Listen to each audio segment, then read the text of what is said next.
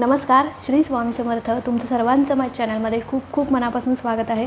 आजचा दिवस तुम्हाला खूप छान आनंदात जाऊ दे ही स्वामींचरणी प्रार्थना करते आणि आजच्या व्हिडिओला सुरुवात करते. तर या नवरात्री उत्सवाच्या तुम्हाला खूप खूप शुभेच्छा. आणि आज आहे तिसरी माळ. तर या नवरात्रीच्या 9 दिवसामध्ये आपण जास्तीत जास्त कुलदेवीची सेवा करत असतो आणि जेवढी जास्तीत जास्त सेवा करेल तेवढी कमीच आहे. कारण बघा, इतर वेळी आपल्याला सेवा करायला जमत नाही काही कारणाने, पण या 9 दिवसामध्ये आपल्याला जेवढी जमेल तेवढी आपण सेवा करायची आहे वेळात वेळ काढून. तर बघा, आणि या 9 दिवसांना खूप जास्त महत्त्व आहे आणि त्यामुळे या 9 दिवसात केलेली सेवा नक्कीच आपल्याला काही ना काही फळ देऊन जात असते. बघा, इतर दिवसांमध्ये आपण केलेल्या सेवेपेक्षा या 9 दिवसांमध्ये जर आपण काही सेवा केल्या तर त्याचं उच्च कोटीचं फळ आपल्याला मिळत असतं. म्हणून या 9 दिवसामध्ये अर्थात काही जणांनी दुर्गा सप्तशतीचे पाठ केले असेल, कोणी सिद्धकुंजिका स्तोत्राचं पठण करत असेल. ज्याला जसं जमेल तसं आपण सगळेजण सेवा करत आहोत. पण बघा, आपल्या अनेक सगळ्यांच्या, तुमच्यापासून माझ्यापर्यंत सगळ्यांच्या अशा समस्या असतात की ताई, आमच्या घरामध्ये पैसा टिकत नाही आहे किंवा आलेला पैसा स्थिर राहत नाही, लक्ष्मी घरामध्ये नांदत नाही, खूप काबाड कष्ट करतो पण तरीही काही केल्या पैसा घरात टिकत नसेल. तर या 9 दिवसामध्ये, आता कालचा दिवस गेला, परवाचा दिवस गेला, तर आजपासून किंवा उद्यापासून या 9 दिवसामध्ये दसऱ्यापर्यंत तुम्हाला जेवढे दिवस जमतील तेवढे दिवस रोज तुम्ही मी आज जी काही सेवा सांगणार आहे ती तुम्ही रोज सेवा करू शकता. किंवा कोणत्याही एका माळेला तुम्ही ही सेवा करू शकता. रोज केला तर अतिशय उत्तम, किंवा नसेल जमत तर तुम्ही कोणत्याही एका माळेला आज, उद्या, परवा किंवा दुर्गाष्टमी, या नवरात्रीमध्ये दुर्गाष्टमीसुद्धा आहे 9वी दिवशी, तर तुम्ही दुर्गाष्टमीच्या दिवशीसुद्धा तुम्ही ही सेवा करू शकता. तर आता ही सेवा कोणती आहे तर 7 कवड्यांची सेवा. बघा, लक्ष्मी प्राप्तीमध्ये कवड्यांना अतिशय महत्त्वाचं स्थान आहे. पिवळ्या कवड्या, पांढऱ्या कवड्या यांना अतिशय महत्त्वाचं स्थान आहे. आणि आपल्या घरात जर कवड्या असतील आणि त्यांचं पूजा अर्चा किंवा त्यांच्यावरती काही आपण घरामध्ये रोज सेवा होत असेल तर आपल्या घरातून पैसा कधीही बाहेर जाणार नाही किंवा आलेली लक्ष्मी घरामध्ये स्थिर राहील, यात काही शंका नाही. आलेला घरामध्ये पैसा जो आहे तो स्थिर राहील, लक्ष्मी अखंड घरामध्ये नांदेल, यात काही शंका नाही. म्हणून घरामध्ये श्रीयंत्र किंवा घरामध्ये कवड्यांची सेवा होणं खूप महत्त्वाचं आहे. तर आता ही सेवा कशी करायची? बघा, तुमच्या घरामध्ये जर कवड्या असतील तर अतिशय उत्तम, नसतील तर तुम्ही विकत आणायच्या आहेत आणि त्यानंतर तुम्ही सेवा करायची आहे. पण घरामध्ये कवड्या असणं खूप महत्त्वाचं असतं. ही सेवा जी आहे ती आपण, म्हणजे काही जणांनी अक्षय तृतीयेलासुद्धा मी ही सेवा शेअर केली होती, तर अक्षय तृतीयेलासुद्धा काही जणांनी केली होती आणि या 9 दिवसामध्ये सुद्धा तुम्ही केली तर अतिशय उत्तम आहे. तर बघा, काय करायचं, बाजारात तुमच्या घरात असतील तर त्या कवड्या तुम्हाला घ्यायच्या आहेत. तर 7 कवड्या तुम्हाला घ्यायच्या आहेत. तुमच्या घरात आधीच असतील तर त्या घ्या, किंवा नसतील तर तुम्ही विकत आणायच्या आहेत 7 कवड्या. आता कवड्या कोणत्या रंगाच्या आणायच्या? बघा, पिवळ्या कवड्या आणायच्या नाहीत. बाजारातून आणताना किंवा कोणत्याही धार्मिक दुकानातून आणताना आपल्याला पांढऱ्याच कवड्या विकत आणायच्या आहेत. कवड्या आणताना तुम्हाला 7 कवड्या आणायच्या आहेत. 7 पांढऱ्या कवड्या आपल्याला लागणार आहेत आणि त्या घरामध्ये आणून तुम्हाला त्या व्यवस्थित त्याची पूजा अर्चा करायची आहे. व्यवस्थित हळद कुंकू अक्षता वाहून त्यांची पूजा करून घ्यायची आहे आणि त्यानंतर तुम्हाला सेवा करायची आहे. आता सेवा काय करायची आहे? बघा, तुमच्या घरामध्ये घट बसवला असेल तर त्या घटासमोर बसून तुम्हाला सेवा करायची आहे. किंवा घट नसेल तर तुमच्या घरामध्ये जर तुमच्या कुलदेवीचा फोटो असेल, टाक असेल, म्हणजे दोन्हीपैकी काही असेल तर तुम्ही तुमच्या देवघरापुढे बसायचं आहे, तिथे तुम्हाला ही सेवा करायची आहे. आता सेवा कशी करायची? बसताना एक तुम्हाला आसन घ्यायचं आहे. कोणतीही सेवा करा, स्वामींची करा, कुलदेवीची करा, पितरांची करा, कोणतीही सेवा करा, पण बसण्यासाठी आसन घेणं खूप महत्त्वाचं आहे. मी प्रत्येक व्हिडिओमध्ये सांगत असते, कारण आसन ज्यावेळी घेऊन आपण बसतो त्यावेळी ती सेवेचं फळ जे आहे ते आपल्याला मिळत असतं. विना आसन घेता एखादी सेवा आपण केली तर ती सेवा जी आहे ती भूमिदान होते, त्याचं फळ जे आहे ते एवढं पण आपल्याला मिळत नाही. म्हणून कोणतीही सेवा करत असताना लक्ष्मी प्राप्तीची करा, स्वामींची करा, कोणतीही करा, पण बसण्यासाठी आसन जरूर घ्या. तर आता एक बसण्यासाठी आसन घ्यायचं आहे आणि त्या कवड्या ज्या आहेत, ज्या आपण त्यांचं हळद कुंकू अक्षता फूल धूप दीप गंध लावून ज्यांची पूजा केलेली आहे त्या तुम्हाला हातामध्ये घ्यायच्या आहेत. आता घरातील कोणीही सेवा करू शकतं. घरातील कुलस्त्रीने केली तर अतिशय उत्तम. नसेल तुम्हाला मासिक धर्म असेल तर बाकीच्या इतरांनी कोणीही केली तरी चालेल.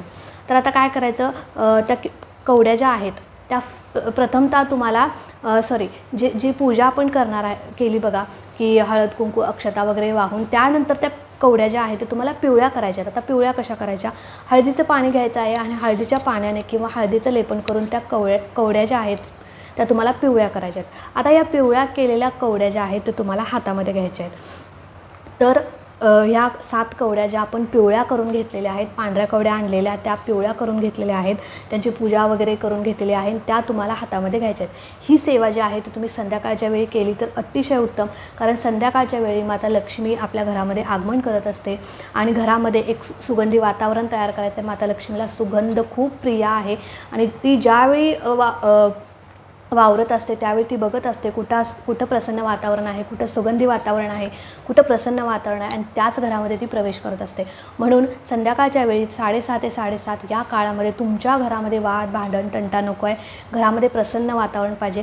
तर असंच ही सेवा करताना आपल्याला घरामधलं सगळं वातावरण जे आहे ते प्रसन्न करायचं आहे. धूप दीप अगरबत्ती लावून अगदी सुंदर वातावरण तयार करायचं आहे. घरामध्ये तुम्ही कोणतीही लक्ष्मीची किंवा गायत्री मंत्र लावू शकता, असं एकदम भक्तिमय वातावरण करायचं आहे.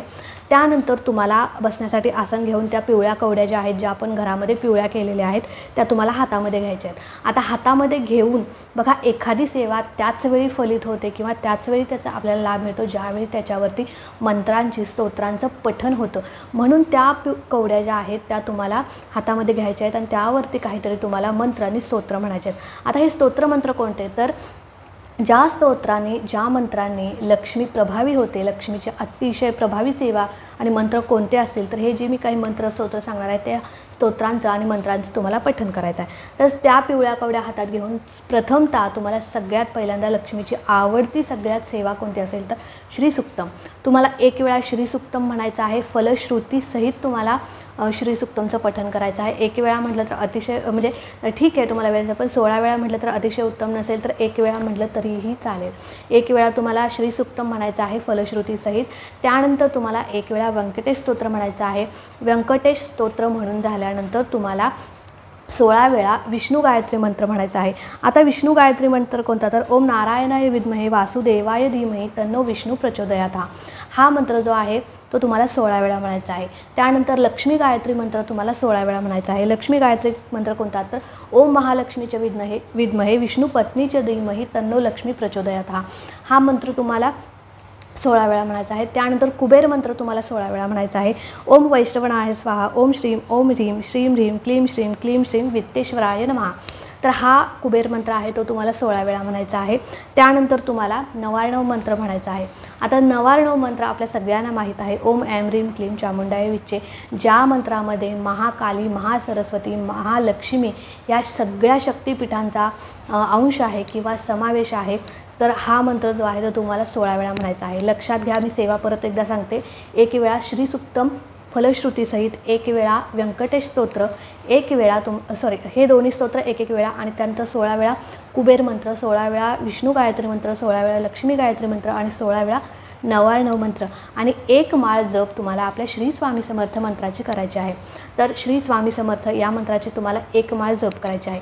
तर या सगळ्या सेवा ज्या आहेत ते तुम्हाला त्या पिवळ्या कवड्या उजव्या हातात घेऊन करायच्या आहेत. आणि त्यानंतर त्या कवड्यांचं काय करायचं, कवड्या हातातच घ्यायच्या आणि आपल्या देवीला, कुलदेवीला, लक्ष्मीला प्रार्थना करायची आहे की तू माझ्या घरामध्ये अखंड वास कर, घरामध्ये आलेला पैसा स्थिर राहू दे, आम्ही काबाड कष्ट करायला तयार आहे पण आलेली लक्ष्मी घरात स्थिर राहू दे, घरामध्ये धनधान्याची बरकत होऊ दे, तुझा आशीर्वाद आमच्या पाठीशी राहू दे, तुझं वरदहस्त आमच्या घरावर कुटुंबावर अखंड राहू दे, तुझा कृपा आशीर्वाद घरातील पोराबाळांवर राहू दे, अशी मनापासून आपल्या कुलदेवीला प्रार्थना करायची आहे. आणि त्या कवड्या ज्या आहेत त्या तुम्हाला तिथेच तुमच्या देवघरामध्ये स्थापन करायचे आहेत. एक छोटीशी प्लेट घेऊ शकता, त्यामध्ये तांदूळ घेऊ शकता आणि त्या तांदळामध्ये हळद कुंकू थोडं टाकायचं आणि त्यामध्ये तुम्ही त्या कवड्या ठेवू शकता. किंवा एखादी पोटली बांधून लाल कलरचा धागा घ्यायचा कपडा घ्यायचा, पिवळ्या कलरचा कपडा घेऊन तुम्ही ती पोटली जी आहे ती तुम्ही तुमच्या जिथं तुम्ही तुमची तिजोरी आहे, जिथे तुम्ही पैसे ठेवता तिथे देखील ठेवू शकता. पण शक्यतो तिजोरीमध्ये ठेवू नका, कारण कवड्यांची जागा ही देवघरातच आहे. तुम्ही त्या कवड्या ज्या आहेत तुमच्या देवघरामध्ये ठेवा आणि रोज त्यांची पूजा अर्चा करा, जशी की आपण देवाची पूजा करतो तशी तुम्ही पूजा करा। तर या 9 दिवसामध्ये, आज तर तिसरी माळ आहे, तर उद्यापासून आजपासून या 9 दिवसामध्ये कधीही तुम्ही एका दिवशी तुम्ही ही सेवा करा। कोणत्याही माळेला तुम्ही संध्याकाळच्या वेळी ही सेवा करा। दुर्गाष्टमीला केली तर अतिशय उत्तम, किंवा रोज केली तर अतिशय उत्तम। रोज म्हणजे या 9 दिवसामध्ये। त्यानंतर हे 9 दिवस संपल्यानंतर परत सेवा कधी करायची, तर त्याचप्रमाणे त्या कवड्या ज्या आहेत त्या हातात घ्यायच्या। परत तुम्ही दुर्गाष्टमीला सेवा करू शकता। पुढची जी येणार आहे दुर्गाष्टमी आहे त्या दिवशी तुम्ही ही सेवा करू शकता। दर पौर्णिमेला तुम्ही ही सेवा करू शकता। त्याचप्रमाणे मंगळवारी, शुक्रवारी तुम्ही सेवा करू शकता। तर अगदी छोटीशी माहिती होती, पण मला तुमच्यासोबत शेअर करायची होती। व्हिडिओ जर आवडला असेल तर नक्कीच लाईक, शेअर, सबस्क्राईब करा। भेटूया अशाच एका नवीन व्हिडिओसोबत, नवीन सेवेसोबत। तोपर्यंत खुश राहा, आनंदी राहा आणि सगळ्यात महत्त्वाचं कुलदेवीच्या सेवेसोबत आपल्या स्वामींची सेवा देखील करत राहा। श्री स्वामी समर्थ।